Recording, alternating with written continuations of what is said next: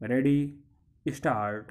आदरणीय सदस्यों, भारत गणराज्य की सर्वप्रथम संसद के जो हमारे संविधान के अनुसार चुनी गई हैं सदस्यों के रूप में मैं आप लोगों का स्वागत करता हूँ। विधान सभाओं की रचना और राज्य के अधिपति संबंधी संविधान के उपबंधों को हमने पूरी तरह से कार्यान्वित किया है और इस प्रकार हमने अपनी यात्रा की एक मंजिल पूरी कर ली है। जैसे ही यह मंजिल समाप्त होती है, दूसरी मंजिल शुरू हो जाती है। कोई भी जाति या राष्ट्र अपनी भावी निर्माण यात्रा में आराम से नहीं बैठ सकता। 17 करोड़ से अधिक भारतीयों द्वारा नवनिर्वाचित संसद के सदस्यों के रूप में आप ऐसे यात्री हैं जिन्हें उनके साथ साथ आगे बढ़ना है। आपका यह बड़ा सौभाग्य है और आप पर भारी उत्तरदायित्व है।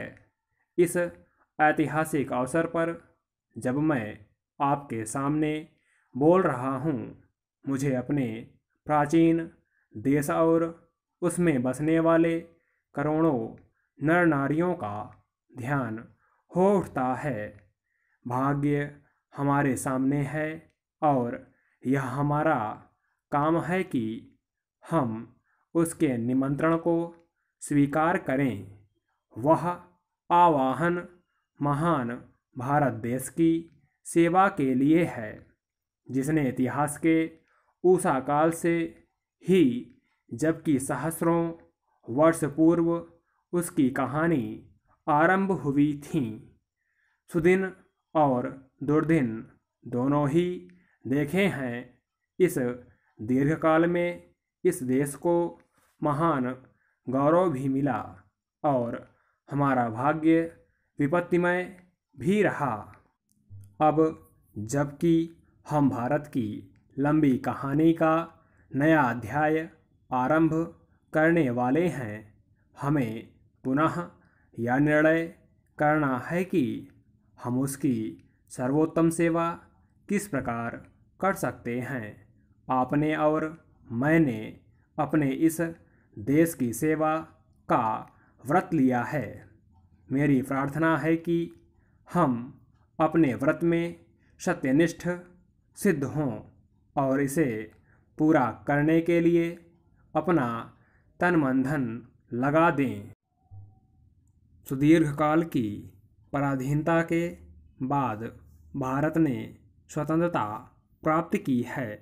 सब कुछ सहकर भी इस स्वतंत्रता को बनाए रखना है, बचाना है और बढ़ाना है, क्योंकि इसी स्वतंत्रता के आधार पर ही तो प्रगति की जा सकती है।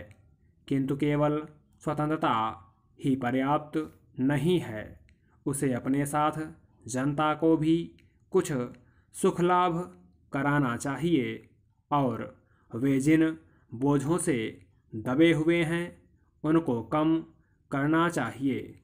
इसलिए यह बात हमारे लिए अत्यंत महत्वपूर्ण हो गई है कि हम तेजी के साथ जनता की आर्थिक उन्नति करने के लिए जुट जाएं और समता तथा सामाजिक एवं आर्थिक न्याय के जो उच्च आदर्श हमारे संविधान में अंकित हैं, उनको पूरा करने के लिए हम प्रयास करने लगें। अपने सारे इतिहास में भारत ने मानवात्मा की कुछ अन्य प्रेरणाओं का प्रतिनिधित्व किया है।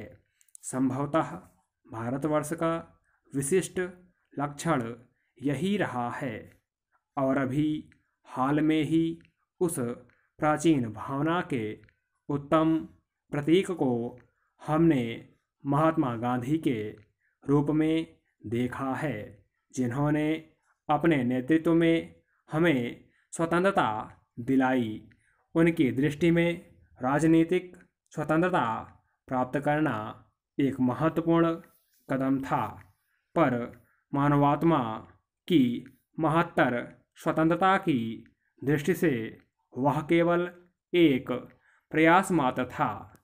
स्टॉप।